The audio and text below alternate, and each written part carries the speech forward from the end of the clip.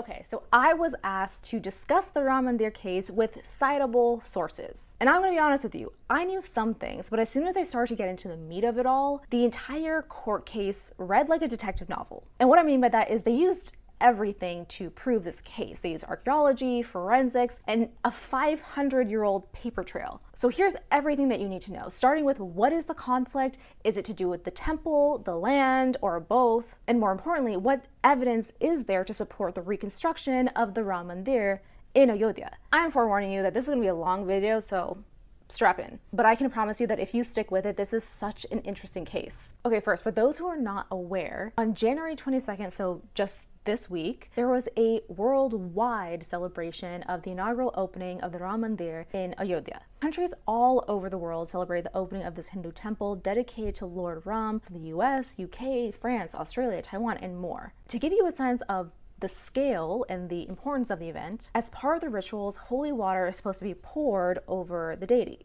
155 nations from around the world sent water to India from their own sacred rivers and seas for this occasion, including Antarctica. But there are so many Hindu temples in India, so why is this one so significant? Here comes the conflict in a nutshell. The reconstruction of this temple has been 500 years in the making, since the original temple was destroyed under Mughal Emperor Babur in 1528 to build a mosque or masjid, colloquially known as Babri Masjid. And ever since then, the Hindus have been trying to gain the rights back to rebuild the temple in its original location because it's considered a very sacred site for Hindus. Where the masjid was located is said to be the exact birthplace of Lord Ram, a Hindu god whose life story is most famously depicted in the Ramayana and then again briefly in the Mahabharata. To put this into context, Ayodhya for Hindus is akin to Bethlehem for Christians or Mecca for Muslims and carries just as much importance. So although many Hindu temples were destroyed during the many invasions of the subcontinent, this temple in particular held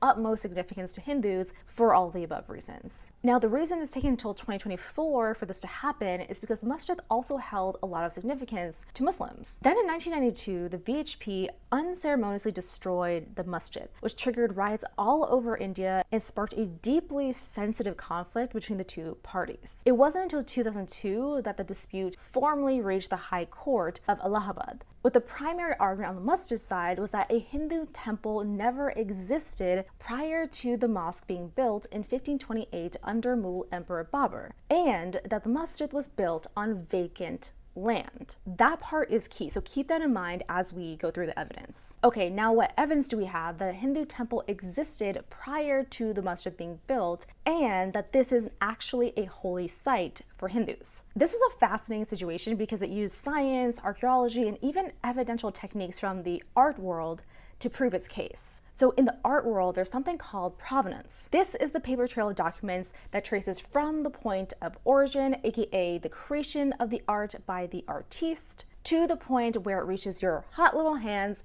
as the buyer. The more complete the provenance is, the more authenticity is given to the art as having actually been created by said artist. With me so far? Okay, so the Ayodhya case used provenance to reach its final verdict in 2019, which decided that evidence shows the land should belong to the Hindu people and granted the entire 2.77 acre disputed land in Ayodhya to the deity Ram. A large chunk of that provenance used in the Supreme Court case was painstakingly collected and gathered by Dr. Meenakshi Jain, an Indian political scientist and historian who spent 3 years gathering citable primary source evidence to prove without a doubt that not only did a temple exist prior to the masjid, but that the site is sacredly connected to Ram's birthplace. Dr. Jain received the Padma Shri Award, one of the highest civilian awards you can get in India, shortly after the court case in 2020 for her outstanding research and contributions to the case. She provided evidence in 3 categories: archaeological, literary, and epigraphic.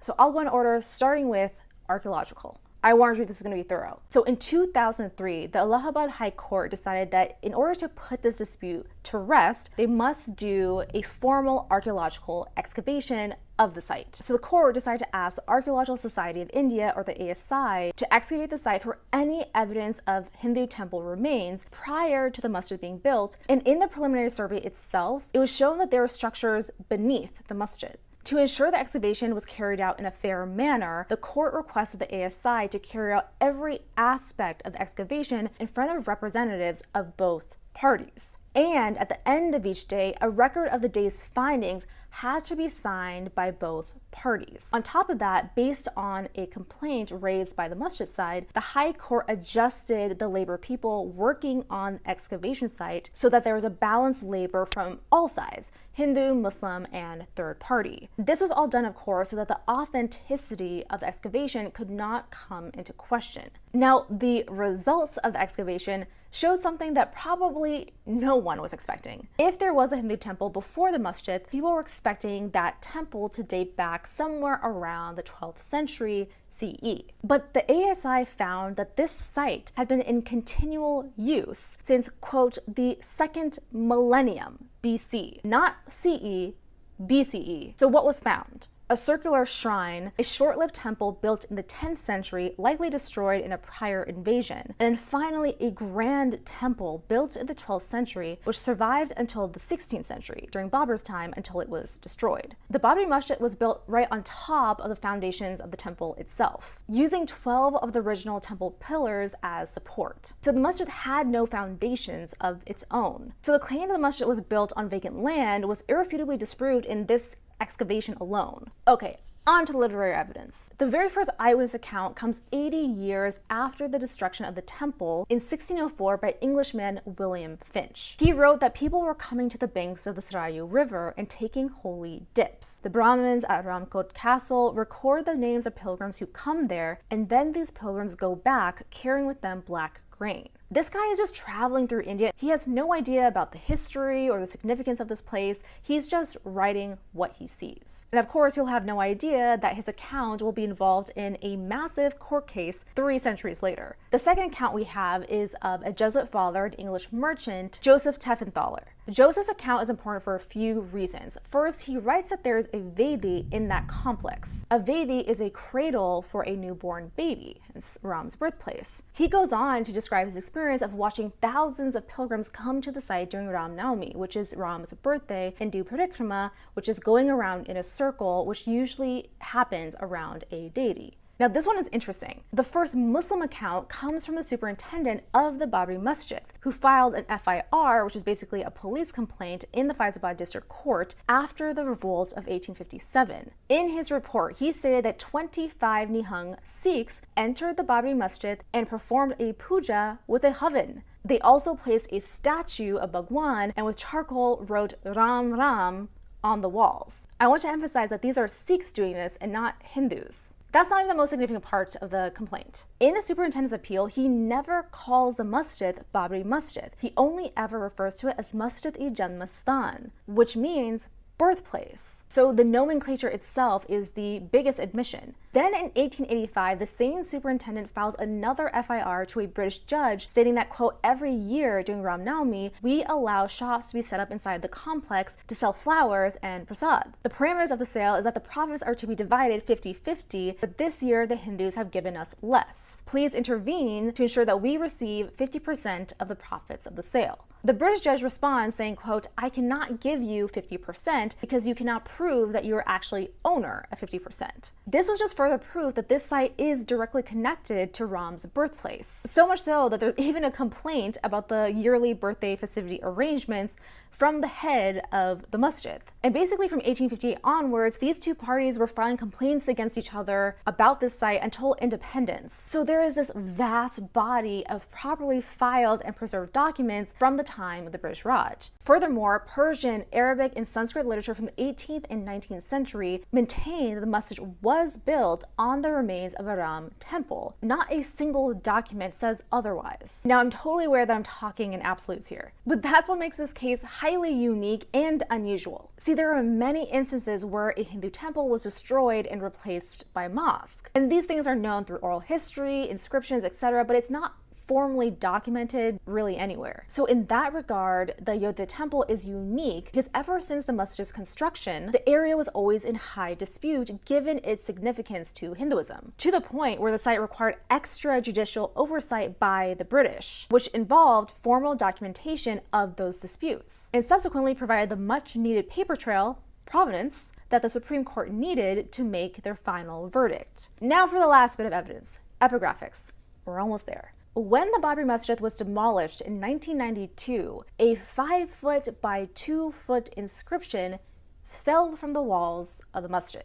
The chief epigraphist, K.V. Ramesh, deciphered the long inscription which gave full details of the temple, the name of the ruler, who constructed it, and when. Okay, so I would be remiss if I did not mention the immense contributions by K.K. Muhammad, a Muslim and a former regent director of the Archaeological Society of India, or the ASI. The very first archaeological excavation of the Babri Masjid was in 1977, headed by Professor Bibi Lal and 12 archaeology students. K.K. Muhammad was one of those students. During their excavation, Muhammad said, quote, "We discovered the masjid was constructed with the support of 12 temple pillars with engravings of defaced Hindu deities. And below these pillars, I saw the pinnacle of a temple of 11th, 12th century. We also found terracotta idols at the site, which would never be found in a mosque since that is prohibited in Islam." But Professor Bibi Lal decided to not come out with these findings because he believed it would cause unrest in India. Then, almost 20 years later in 1990, historians came forward claiming that the masjid was built on vacant land and that the 1977 archaeological excavation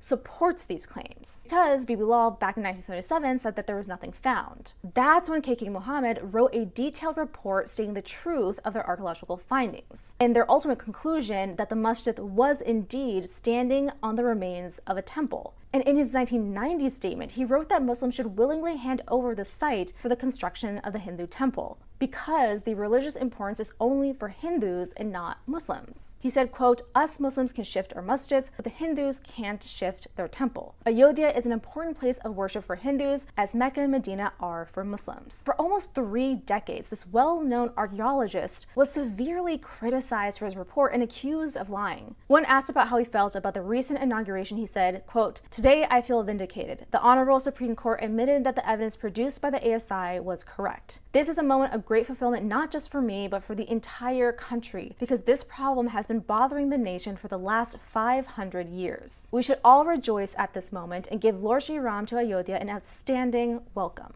Now, a great final question would be, how are the Muslims feeling about this decision? So I'd like to share a snippet of an interview by Headlines India where they interviewed local Muslims in Ayodhya about their thoughts on Ram Mandir opening. It's in Hindi, but I provided a rough English translation. हवेली झोपड़ी सबका मुकद्दर फूट जाएगा अगर ये हिंदू और मुस्लिम का साथ छूट जाएगा। और दुआ कीजिए कि हम में प्यार के रिश्ते रहें कायम। दुआ कीजिए कि हम में प्यार के रिश्ते रहें कायम। ये रिश्ते टूट जाएंगे तो भारत टूट जाएगा। एकता की भाईचारे की तस्वीर अयोध्या वासी पूरी दुनिया को देंगे क्या? जी बिल्कुल देंगे। हम एक थे, एक हैं, एक रहेंगे, बिल्कुल एक रहेंगे। The large heartedness and grace of the local Muslims is heartwarming to hear, and we'll be celebrating with you at the inauguration of the masjid. If the local Muslims are saying this and can be so large-hearted, compassionate, and kind about this, then the rest of India can too, on both sides. This is the time to lay the past to rest and move forward as one.